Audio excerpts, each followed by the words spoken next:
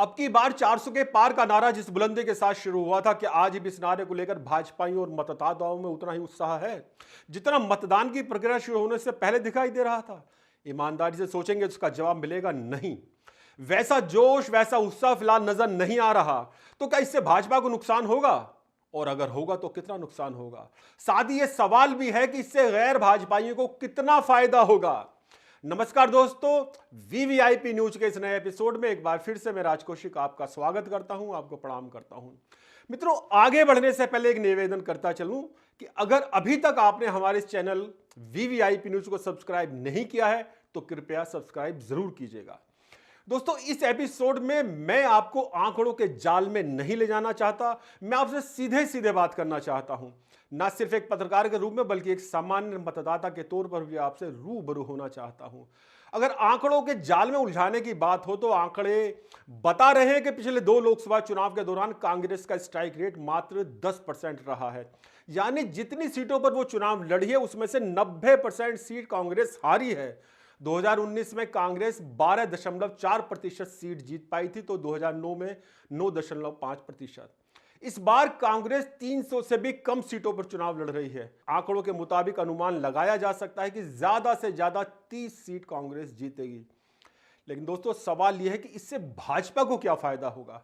इधर कांग्रेस की सीट घटने का अनुमान है, तो उधर अब की बार 400 के पार नारे को लेकर पहले जैसा उत्साह और जोश ना तो मतदाताओं में ही दिखाई दे रहा है और ना ही भाजपाइयों में। तो आखिर चुनाव का ये ऊंट किस करवट बैठेगा, ये सवाल बहुत ही महत्वपूर्ण हो जाता है। मित्रों, लोकसभा चुनाव 2024 की प्रक्रिया शुरू होते ही भाजपा की तरफ से जोर शोर से अब की बार 400 के पार का नारा बुलंद किया गया था। शुरुआती दिनों में यूं लग रहा था यह पूरा चुनाव एक तरफा है, और जैसा कि मोदी और भाजपा के अन्य नेता कह रहे हैं, भाजपा 400 के पार पहुंच भी जाएगी। लेकिन पहले चरण का मतदान होने के बाद हम कह सकते हैं कि कई सीटों पर भाजपा जूझती हुई दिखाई दी है। अब की बार 400 के पार के नारे के कारण कई स्थानों पर भाजपा के लोगों को ओवर कॉन्फिडेंस में देखा जा रहा है। बीजेपी समर्थक भी ये मानकर चल रहे हैं कि 400 के पार तो हो ही जाएंगे। इस वजह से चुनाव में उनकी वो सक्रियता दिखाई नहीं दे रही जिसकी की वास्तव में जरूरत है। अब की बार 400 के पार को लेकर जो ओवर कॉन्फिडेंस की स्थिति भाजपाइयों और समर्थकों में बनी है, वो किसी भी हद तक भाजपा का नुकसान कर सकती है। भाजपा के लोग इस बात के लिए जाने जाते रहे कि वो खुद तो मतदान करते ही हैं, साथ ही अपने आस पड़ोस के लोगों को, गली मोहल्ले के लोगों को भी भाजपा के पक्ष में मतदान करने के लिए प्रेरित करते हैं, और मतदान वाले दिन उनको मतदान केंद्रों तक ले जाने की व्यवस्था भी करते हैं। फिलहाल ऐसा उत्साह, ऐसा जोश दोस्तों भाजपाइयों में दिखाई नहीं दे रहा। इसमें कोई शक नहीं कि बीजेपी के ये लोग खुद तो कमल का ही बटन दबाएंगे, लेकिन दूसरे लोगों को भी इसके लिए जोर शोर से प्रोत्साहित करेंगे, ऐसा फिलहाल दिखाई नहीं दे रहा है। कुल मिलाकर कह सकते हैं कि जितनी मेहनत भाजपाइयों को करनी चाहिए उतनी करते वो दिखाई नहीं दे रहे। अब इस मामले में भाजपा के पक्ष में केवल यह बात जा रही है दोस्तों कि ज्यादा मेहनत करते गैर भाजपाई दल भी दिखाई नहीं दे रहे। गाजियाबाद में तो इंडी गठबंधन की स्थिति यह है कि कांग्रेस के नेता राहुल गांधी और समाजवादी पार्टी के प्रमुख अखिलेश यादव 18 अप्रैल को गाजियाबाद के एक 5 स्टार होटल में सिर्फ प्रेस कॉन्फ्रेंस करके चले गए। मोदी को टक्कर देने का शोर मचाने वाले ये दो नेता मिलकर एक जनसभा करने का हौसला भी नहीं दिखा पाए। अगर ये दोनों नेता जनसभा करते तो इसका फायदा निश्चित रूप से कांग्रेस प्रत्याशी को हो सकता था। भाजपा के खिलाफ जारी दूसरी बात यह है कि पुराने और वरिष्ठ भाजपाइयों में निष्क्रियता दिखाई दे रही है। वो सिर्फ शक्ल दिखाने के लिए ही चुनाव में सक्रिय हैं। इनमें से ज्यादातर लोग इस शिकवे से भरे हुए हैं कि नए सिस्टम में उनको वो महत्व नहीं मिल रहा जो मिलना चाहिए था। कई लोग इस बात को लेकर भी नाराज दिखाई देते हैं कि हजारों की संख्या में केंद्र में और राज्य में सरकारी पद खाली हैं जिन पर उन जैसे लोगों का मनोनयन होना चाहिए था, लेकिन उन पदों को खाली रखा गया है। उन्हें और उन जैसे लोगों को कहीं एडजस्ट नहीं किया गया। हालांकि दोस्तों, इसका एक सकारात्मक पहलू यह भी है कि शायद पुराने भाजपाइयों की निष्क्रियता को देखते हुए ही भाजपा हाईकमान नए चेहरों को ज्यादा से ज्यादा आगे लाने की कोशिश कर रहा है। इसी वजह से पिछले दिनों 3 राज्यों के मुख्यमंत्री पद पर नए चेहरों को बैठाया गया।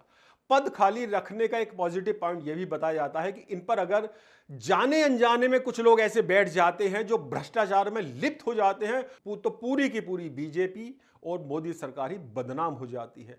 कम से कम इस तरह की बदनामी से तो भाजपा बची हुई है। दोस्तों, लोकसभा चुनाव 2024 में भाजपा के खिलाफ जारी एक बात यह भी है कि राजपूतों की नाराजगी का प्रचार जोर शोर से किया जा रहा है। अगर बात सिर्फ एक जाति या वर्ग के लोगों की नाराजगी की होती तो उन्हें मना लेना भाजपा के लिए कोई मुश्किल बात नहीं थी। इस नाराजगी के पीछे जिस कारण का प्रचार प्रसार किया जा रहा है वो वास्तव में बहुत ही खतरनाक है।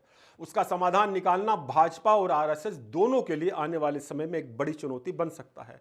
प्रचार कहें या कहें कि कुप्रचार यह किया जा रहा है कि राजपूत बिरादरी से ताल्लुक रखने वाले उत्तर प्रदेश के मुख्यमंत्री योगी आदित्यनाथ के बढ़ते कद के कारण केंद्र के एक बड़े नेता अनईजी से रहते हैं। उन्हें लगता है कि योगी आदित्यनाथ का बढ़ता कद नरेंद्र मोदी के लिए चुनौती बन रहा है। इस वजह से उत्तर प्रदेश सहित पूरे देश में राजपूतों को वो महत्व नहीं दिया जा रहा जिसके वो अपने आप को हकदार मानते हैं।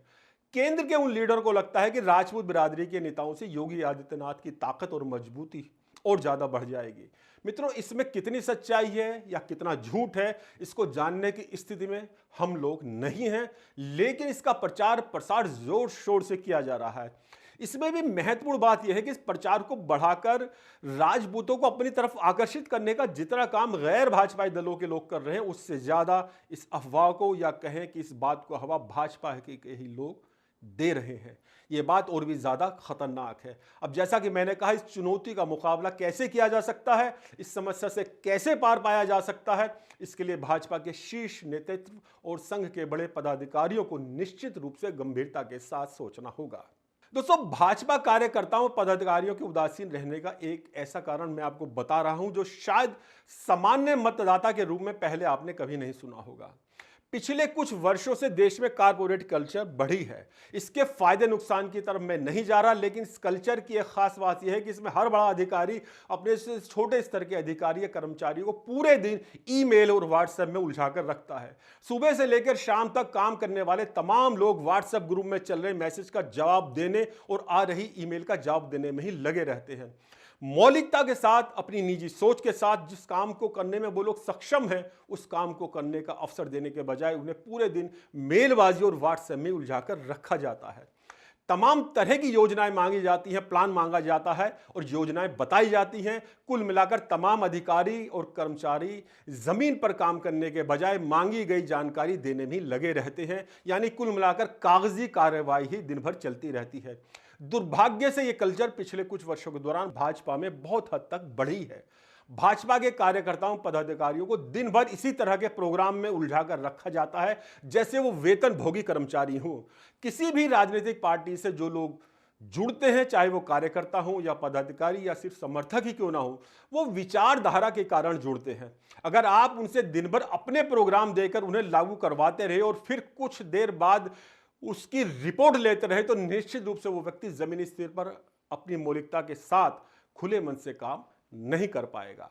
भाजपा के लोगों से बात करने के बाद मैं इस निष्कर्ष पर पहुंचा हूं कि आज के समय में भाजपा के अधिकांश कार्यकर्ता और पदाधिकारी इस कागजी कार्रवाई के कारण हतोत्साहित हैं।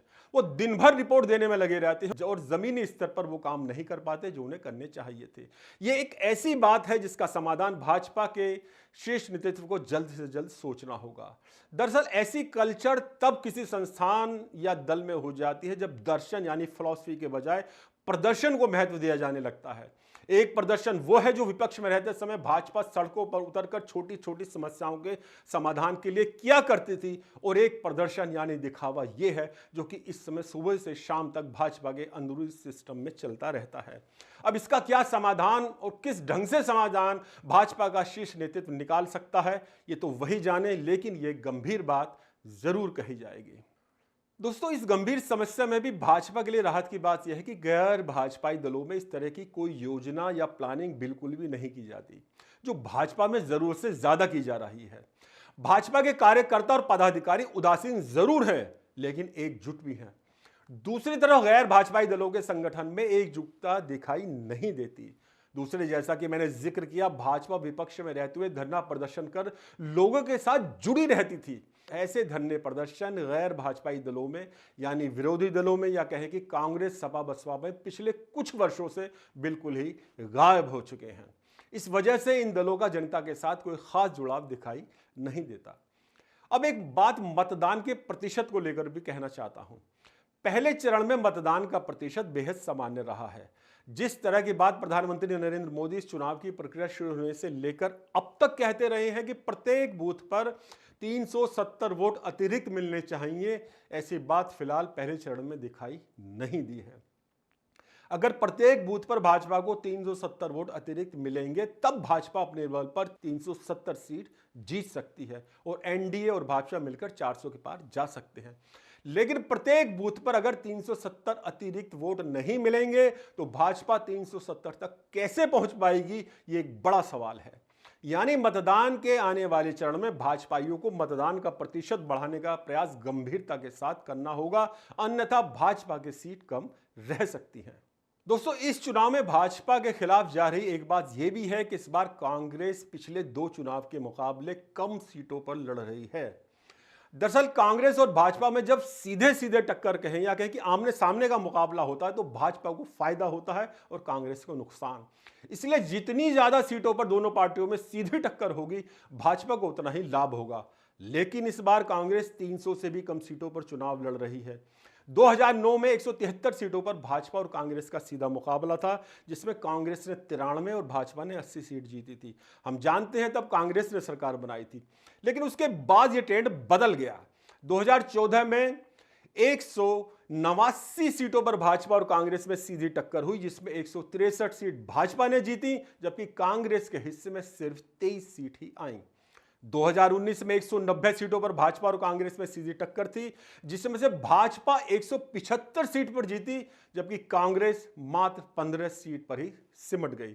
आपको बता दूं कि 2014 में कांग्रेस 464 सीटों पर लड़ी थी, 2019 में 421 सीटों पर लड़ी थी, जबकि फिलहाल वो 300 से भी कम सीटों पर लड़ रही है। कांग्रेस बीजेपी से सीधे टक्कर के बजाय क्षेत्रीय दलों को ज्यादा मौका देना चाहती है कि वो भाजपा से लड़ें। क्षेत्रीय दल अगर भाजपा से सीधे टक्कर करते हैं तो कांग्रेस के मुकाबले ज्यादा अच्छा परिणाम लाते हैं। 2009 में 53 सीट पर भाजपा और क्षेत्रीय दल सीधी टक्कर में थे, जिसमें से भाजपा ने 36 और क्षेत्रीय दलों ने 17 सीट जीती।